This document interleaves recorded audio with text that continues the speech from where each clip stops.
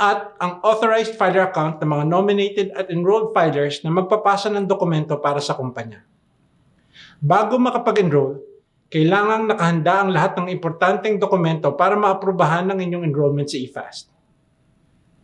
Una, ang Annex D ng MC28 form na ipinasa sa MC28 submission portal. Bago makapag-enroll sa eFast, kailangan munang ipasa ang SEC MC28 form kung saan nakalagay ang official email addresses at contact numbers ng korporasyon. If this requirement was already completed, simply prepare the same form that was submitted so the corporation can upload it to the eFast system later on for enrollment purposes. Kung sakaling hindi pa nakapag-submit ang korporasyon ng MC28 form, bisitahin lamang ang MC28 submission portal sa apps010.sec.gov.ph o apps010.sec.gov.ph. Under the New Submission tab, you can download a copy of Annex D of the MC28 form. Fill it up, have it signed and notarized, and upload the same on the submission portal. Pangalawa, ang notarized Secretary Certificate o Board Resolution. Sa Board Resolution, isinasaad dito kung sino ang autorisado magpasa ng report ng korporasyon alinsunod sa napagkasunduan ng Board of Directors or Trustees ng corporation. Ang dokumentong ito ay ini-issue at pinipirmahan ng mga miyembro ng Board of Directors o Trustees na sumang-ayon o bumoto para rito. Sa halip ng Board Resolution, pwede rin magpasa ng Notarized Secretary Certificate. Ang dokumentong ito ay ini-issue at nilalagdaan lamang ng Corporate Secretary at pinapatunayan na nagkasundo at naglabas ng resolution ang Board of Directors o Trustees na nagbibigay otoridad sa authorized filer na ipasa ang report ng korporasyon sa SEC. Kailangang manotaryohan ang Secretary Certificate. Tandaan, ang approved templates para sa Secretary Certificate o Board Resolution lamang ang maaaring gamitin. Hindi tumatanggap ang SEC ng iba pang format. Bisitahin ang eFast website sa efast.sec.gov.ph para i-download ang mga templates na ito. I-click lamang ang download link sa ibaba ng login o registration form. Kapag nakahanda na ang mga dokumento, maaari mo nang simulan ang enrollment process. Step 1. Piliin ang Enroll as Company sa eFast website. Ibigay ang pangalan ng korporasyon o SEC registration number nito gaya na nakasaad sa Certificate of Incorporation at pindutin ang Search. Piliin ang korporasyon sa listahang lalabas, saka pindutin ang Verify. Kung sakaling hindi nyo mahanap ang pangalan ng inyong kumpanya, maaring may mga pagkukulang o inconsistency sa mga kasalukuyang records ng kumpanya. Kakailanganin mong punan ang isang form kasama ang lahat ng inyong mga detalye at ito ay kailangang suriin at aprubahan ng aming team bago kayo makapagpatuloy sa inyong enrollment. Deja de estudiar inglés. Comienza a hablar inglés. Vamos a empezar a practicar inglés. What is your name? My name is Carla. Step 2. Ilagay ang buong pangalan ng korporasyon sa search box kasama ang corporation, corp, incorporated, inc, o OPC. Pindutin ang search at saka pindutin ang lalabas na mensahe. Mag-nominate ng username, email address at password para sa company account at saka pindutin ang submit. Pagkatapos, buksan ang email address ng korporasyon para sa confirmation link. I-check ang spam folder o updates at promotion tab kung sakaling hindi mo agad makita ang email mula sa SEC. Pindutin lamang ang confirmation link at mag-login sa eFast gamit ang username at password na ibinigay kanina. Step 3. Pagkapindot ng confirmation link, kumpletuhin ang profile ng korporasyon at ibigay ang mga hinihinging impormasyon tulad ng principal office address, contact person, official email address at phone number. Tandaan na dapat pareho ang email addresses at contact numbers ng contact person sa email address at contact numbers na nakalagay sa MC28 report na ipinasa. Bigyang pansin din ang required fields at input format sa profile ng korporasyon. Ngunit kung hindi pa, i-upload ang MC28 form na dati nang ipinasa ng korporasyon sa MC28 submission portal. Kung sakaling hindi pa nakapag-submit sa nasabing submission portal, bisitahin lamang ang apps010.sec.gov.ph para makapag-submit. Kapag nabigay na ang mga hinihinging impormasyon, pindutin ang submit. Kapag kompleto at tama ang mga impormasyon at dokumento, maghintay lamang hanggang makatanggap ang korporasyon ng email mula sa SEC para i-confirm o approve ang enrollment nito. Kapag naaprubahan na ng SEC ang enrollment at verified na ang status ng account, pwede nang gamitin ng korporasyon ang kanyang account para magpasa ng report. Kung sakaling kulang o mali ang mga dokumentong isinumite, magpapadala ang SEC ng email na nagsasabi kung ano pa ang kailangang ipasa upang makumpleto ang inyong enrollment. Sundin lamang ang remarks na nakasaad sa email upang itama ang anumang mga pagkakamali o pagkukulang sa inyong enrollment. Step 5. Magdagdag ng authorized filers. Bumalik sa dashboard at pindutin ang Add Authorized Filers. Ibigay ang pangalan ng authorized filer kasama ang contact details nito. Tandaan na ang email address ng authorized filer ang gagamitin niya upang makapag-enroll at login sa eFast. I-upload ang board resolution o secretary certificate na nagpapatunay na otorisado ang idinagdag na filer saka pindutin ang submit. Tiyakin na sinusunod ng board resolution o secretary certificate ang template na nakalagay sa eFast website. The company must also fill the online form located in their company settings dashboard with the data of the authorized filer, such as the filer's email address. Kapag nasagutan na ang online form, makakatanggap ang authorized filer ng email mula sa SEC na nagpapatunay na rehistrado na siya bilang filer ng kumpanya. Kapag natanggap na ang nasabing email, pumunta sa eFast website at pindutin ang Enroll as Filer. Step 6. Ang authorized filer naman na mag-enroll at gagawa ng kanyang account. Upon receipt of the email, the authorized filer need only go to the eFast website and choose Enroll as a Filer. Ibigay ang hinihinging impormasyon tulad ng kumpletong pangalan, email address, at napiling password. Bigyang pansin ang required fields at input formats at gamitin ang email address na binigay ng korporasyon nung itinilaga kanila bilang authorized filer. Matapos kumpletuhin ang form, pindutin ang submit.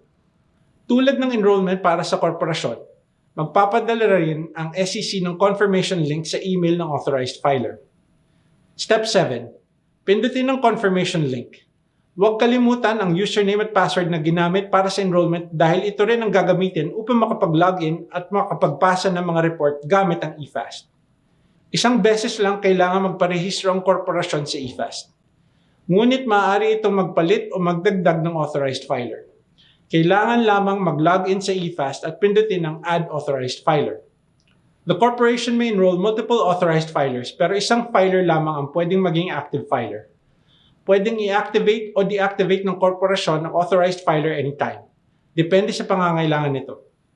Kung sakaling nakalimutan ang password ng company account o nawalan ng access dito, maaaring mag-recover ng password sa eFast website.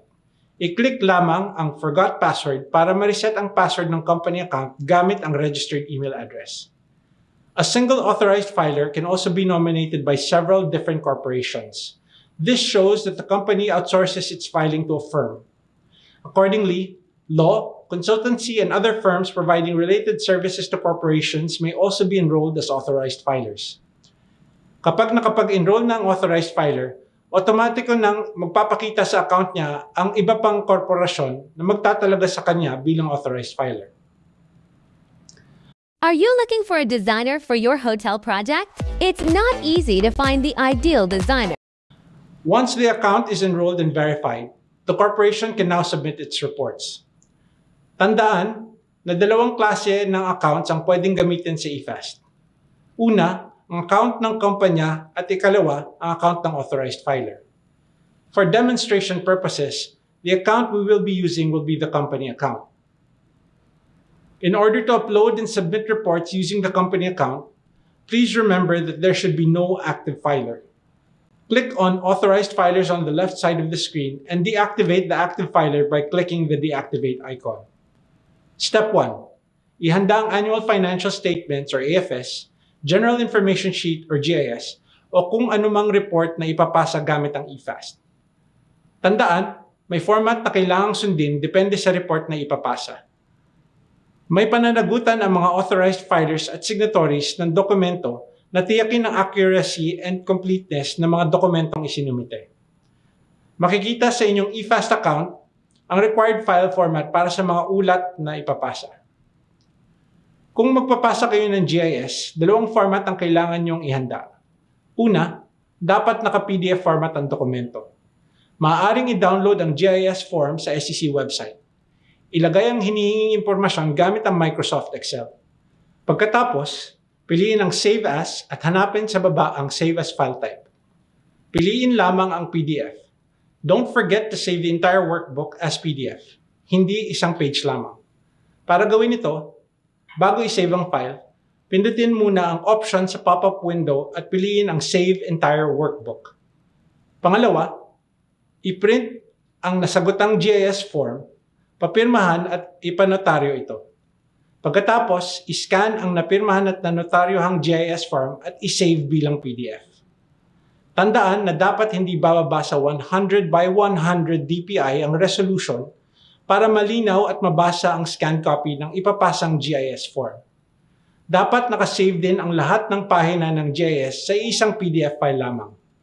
Kapag handa ng ipapasang report, pwede na mag-login gamit ang company account sa efast.sec.gov.ph.